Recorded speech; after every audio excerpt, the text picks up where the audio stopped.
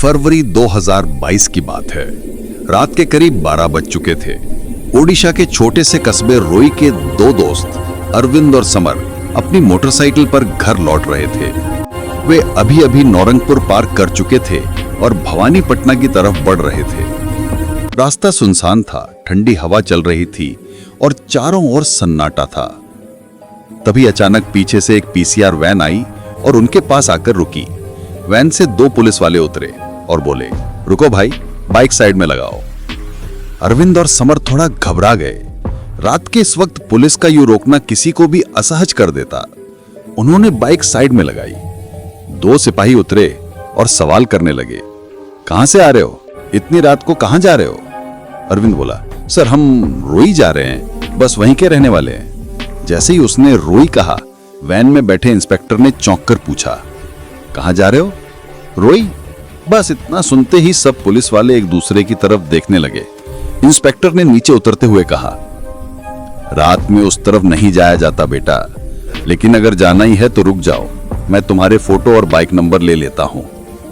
उन्होंने दोनों की फोटो, बाइक नंबर और आधार कार्ड के फोटो खींचे और बोले, संभल कर जाना, अगर कुछ दिखे तो मत रुकना। दोनों ने जी सर कहा और आगे बढ़ गए। रास्ता सुनसान था, ठंडी हवा चल रही थी और चारों तरफ वीरानी थी। कुछ दूर तक सब ठीक चला, फिर भवानीपटना पार करते हुए वे नरला के पास पहुंचे।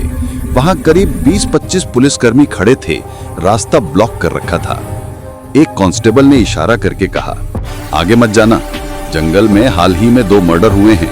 गांव वाले रात में पहरा देते हैं, किसी अजनबी को देखकर हमला कर देते हैं। समर बोला, सर जरूरी काम है, जाना ही होगा। पुलिस ने कहा, ठीक है, लेकिन अगर गांव वाले रोकें तो भागना मत, समझाना, वरना कुछ भी हो सकता है। दोनों ने सिर हिलाया और आगे निकल पड़े। आसमान में बादल घिर चुके थे। कुछ देर में तेज बारिश शुरू हो गई। अरविंद बाइक चला रहा था, समर पीछे बैठा था। बारिश इतनी तेज थी कि सामने कुछ दिखना मुश्किल हो गया। ठंड लगने लगी। 6 किलोमीटर चलने के बाद समर बोला, भाई जरा बाइक रोक, मुझे पेशाब जाना है। अरविंद ने बाइक साइड में लगाई। समर झाड़ियों के पीछे गया। बारिश अब भी जोरों से हो रही थी। कुछ देर बाद समर वापस आया और दोनों फिर चल पड़े। अरविंद पूरा भीग चुका था, लेकिन समर पर एक भी पानी की बूंद नहीं थी। अरविंद ने कहा, अरे तू सूखा कैसे है? समर बोला, भाई चलना, अभी ठंडी बढ़ रही है। अरविंद ने कुछ सोचे बिना बाइक बढ़ा दी। 3 किलोमीटर आगे जाकर उसे सड़क किनारे एक पुरानी गाय शेड दिखी। वहां दोनों कुछ देर के लिए रुक गए। बारिश धीरे धीरे थम गई। अरविंद ने कहा, चल अब चलते हैं। लेकिन जब उसने समर की तरफ देखा तो फिर वही बात, समर एकदम सूखा, जैसे बारिश उसे छुई ही ना हो।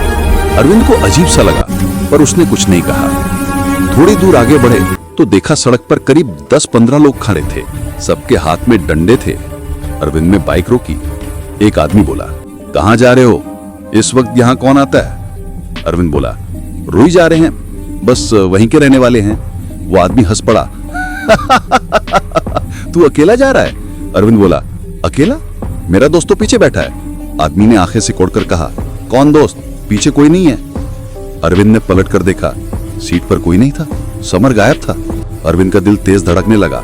उसने चारों ओर देखा, तभी दूर से एक टाटा सूमो आती दिखी। सूमो पास आकर रुकी और उसमें से समर उतरा। भाई तू यहाँ कैसे? समर बोला, भाई तू तो मुझे चेक पोस्ट पर ही छोड़ गया था, पुलिस वालों ने एक सूमो भेजी, उसी से आया हूं। अरविंद हैरान रह गया। उसने कुछ नहीं कहा, बस बाइक बढ़ा दी। रास्ते में अरविंद ने पूछा, भाई तू तो बीच में बाथरूम गया था ना? समर ने पलट कर कहा, कौन सा बाथरूम? मैं तो पुलिस के साथ था। अरविंद की रीढ़ में सिहरन दौड़ गई। उसने कुछ नहीं कहा।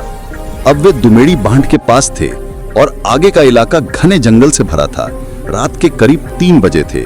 अचानक बाइक झटके से बंद हो गई। अरविंद ने स्टार्ट करने की कोशिश की, लेकिन इंजन ने साथ नहीं दिया। समर, जरा धक्का मार। दोनों ने बाइक को चढ़ाई तक धकेला। वहां से नीचे की ढलान थी। अरविंद बोला, अब बैठ जा, नीचे जाते जाते इंजन स्टार्ट हो जाएगा। समर बैठ गया, लेकिन जैसे ही बाइक ढलान पर पहुंची, वो अचानक भारी लगने लगी, जैसे कोई आगे से रोक रहा हो।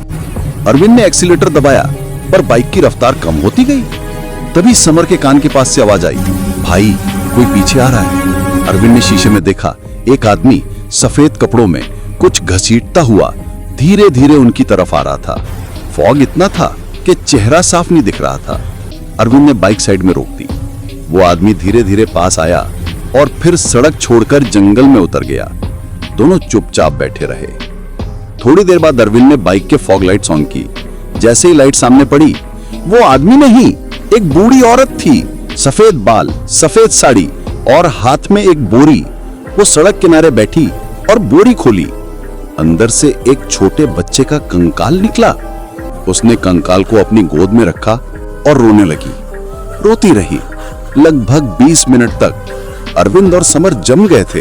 वो बस चुपचाप देख रहे थे। फिर औरत उठी।